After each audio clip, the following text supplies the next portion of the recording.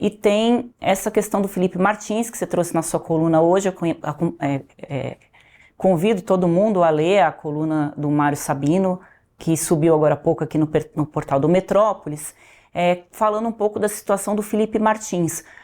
Mário, vamos lembrar um pouquinho quem era o Felipe Martins ali no governo Bolsonaro, para quem já perdeu aí a memória aí dos últimos tempos, né? Ele era uma pessoa muito próxima ao Bolsonaro, né, que orientava o governo também nessa questão de política internacional e que nesse meio do caminho aí acabou virando um alvo do Alexandre de Moraes e chegou a ser preso por 6 meses, né, Mário? Se puder relembrar todo mundo de quem que a gente está falando e o que está acontecendo agora, né, com o Felipe. Bom, Felipe Martins, eu considero um dos personagens mais abjetos do governo de Jair Bolsonaro. Ele era o assessor especial para assuntos internacionais, quer dizer, ele era o Celso Amorim do Bolsonaro, né?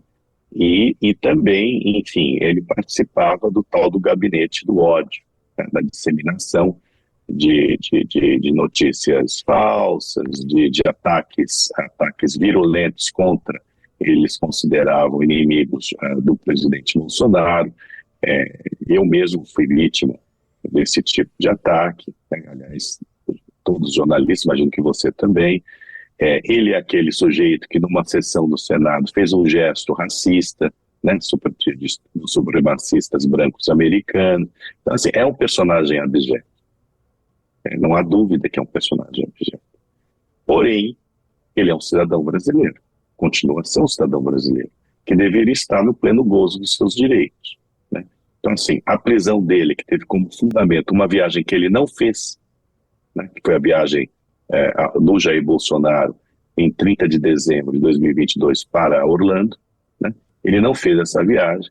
No entanto, o nome dele estava na lista de passageiros, o nome dele estava no site do departamento que cuida da segurança das fronteiras americanas, né?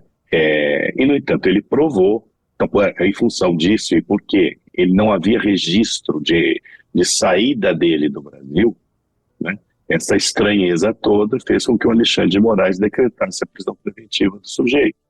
No entanto, ele esteve durante todo esse tempo no Brasil. Ele não viajou com Jair Bolsonaro. Aconteceu uma coisa muito estranha lá no departamento, no site do Departamento de Segurança de Fronteiras dos Estados Unidos, porque o nome dele constava como tendo entrado nos Estados Unidos, depois desapareceu do site, depois voltou a aparecer, né? E essas circunstâncias todas, apesar de ele ter provado que não foi aos Estados Unidos, a prisão preventiva dele foi mantida durante 6 meses e hoje ele está sob medidas cautelares, né? Enfrenta medidas cautelares que são basicamente as mesmas do Jair Bolsonaro, né?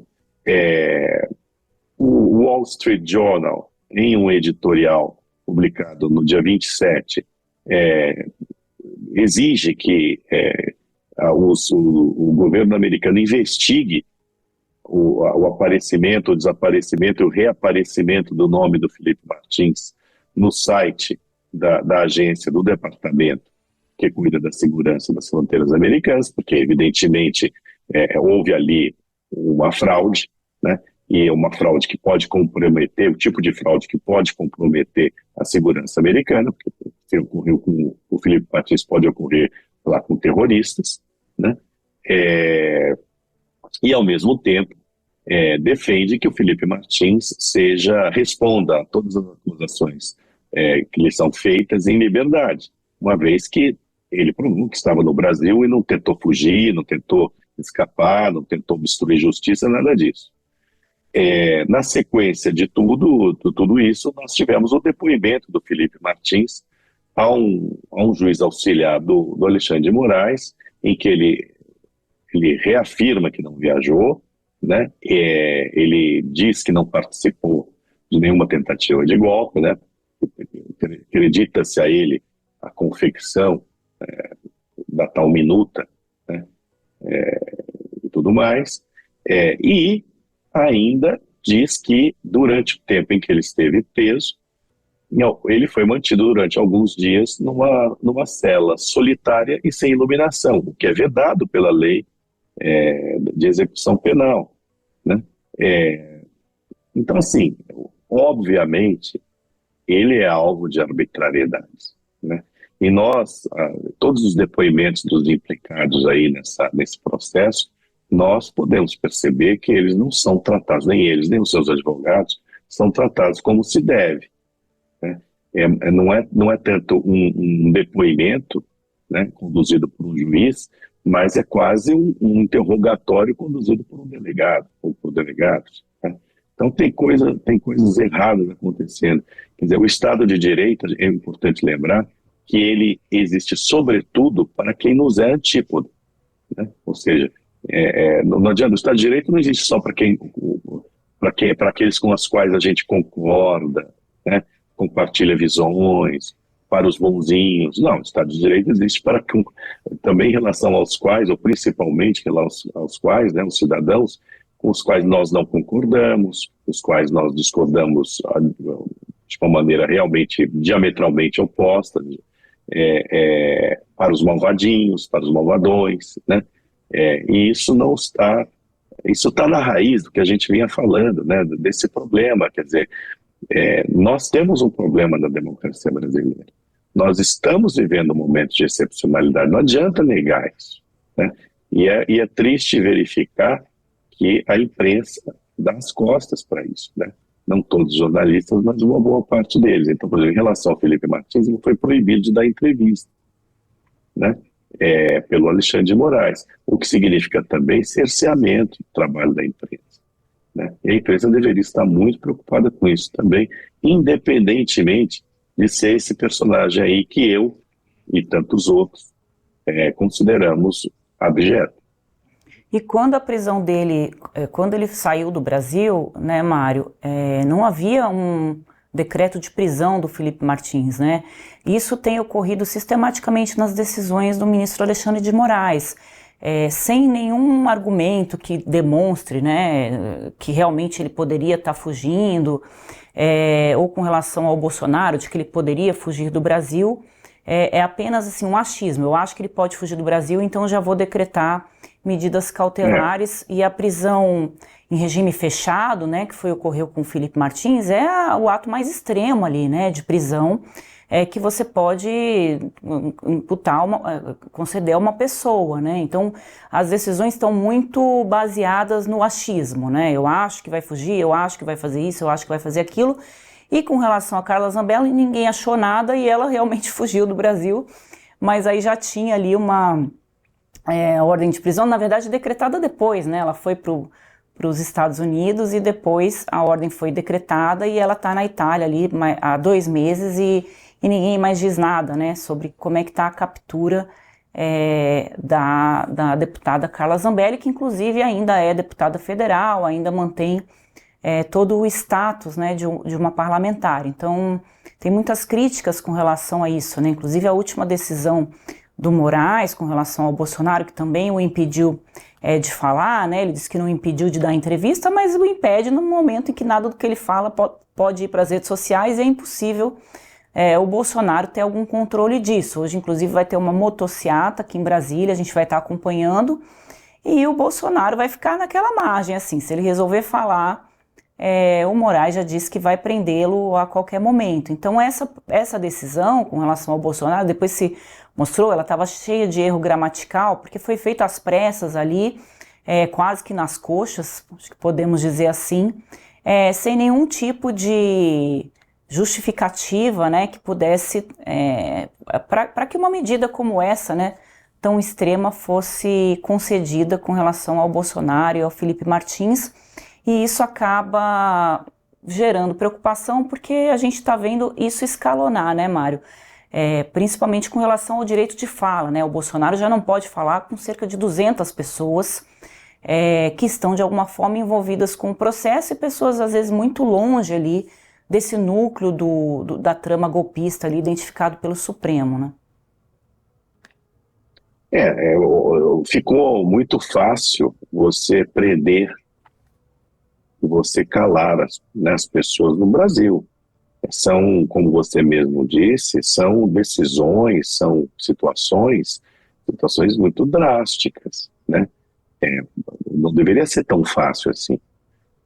Você mandar prender alguém, você limitar o direito de defesa, você calar, né, uma pessoa. Então, assim, quando os bolsonaristas reclamam disso, eles têm razão.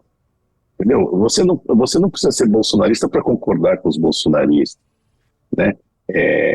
O importante é que nós defendamos, de fato, o Estado de Direito. Não esse Estado de Direito que está servindo como pretexto para prender, para calar, né? Mas o Estado de Direito que está ali, descrito, né, na Constituição Federal, né? É, é por isso que eu digo, eu acho que talvez, né, nós tenhamos, diante de tarifas abusivas, diante da aplicação desta lei Magnitsky a alguns integrantes do Supremo, né, não que nós tenhamos que nos dobrar, né, à vontade americana, mas talvez seja um momento para que quem está no comando da nação, né, faça uma reflexão, né, sobre o que está acontecendo, né? Enfim, sei lá, eu acho que a gente tem pela frente aí ainda momentos muito complicados, viu, Andresa? Ainda mais com o clima eleitoral, né, Mário? Cada vez mais. Quem está à frente da nação já não tem feito reflexão desde que assumiu, né? Então o clima eleitoral agora também vai jogando mais lenha nessa fogueira e tá faltando bombeiro, né, Mário? Não tem bombeiro na política. Você podia explicar melhor o que é a Lei Magnitsky para todo mundo entender? Ela, né, impede aí que haja qualquer recursos, né, investidos dos ministros nos Estados Unidos, tem outras questões ali também, né?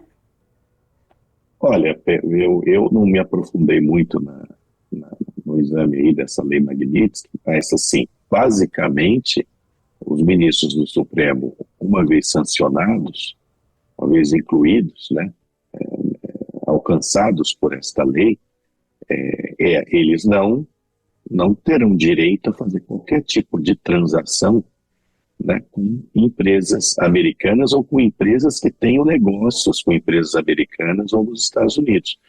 É uma tremenda complicação. Não só os ministros serão alcançados, mas também os seus familiares e possivelmente sócios dos seus familiares também. Então, o exemplo mais banal é cartão de crédito. É até conta bancária, né? Porque os grandes bancos brasileiros têm filiais nos Estados Unidos, né? Têm negócios nos Estados Unidos, negociam com fundos americanos, né? Então, todo esse tipo de negócio não impediria essas instituições de, por exemplo, manterem contas de ministros do Supremo. Então, assim, você pode imaginar o que é não poder ter um cartão de crédito, Mastercard, Visa, né, que são operadores de cartão de crédito americanos. É extremamente complicado, né?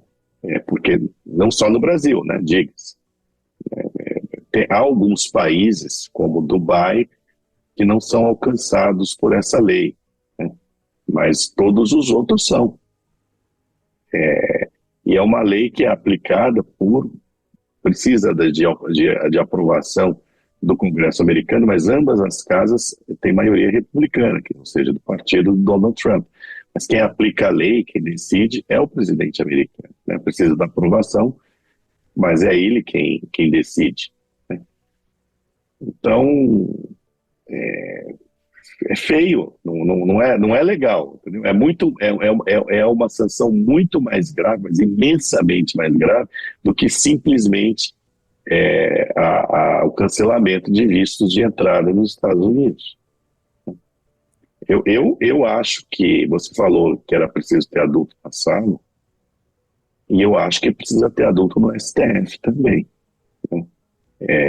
Você tem ministros experientes lá.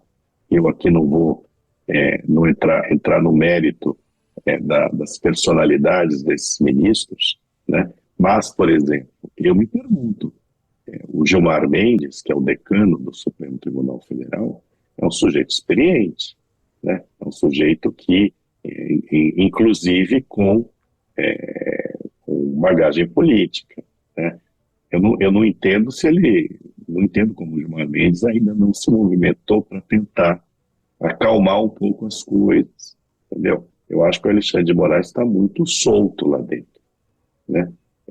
Ele serviu aos propósitos do Supremo até determinado ponto. Agora começa a ficar um pouco complicado para todo mundo, né?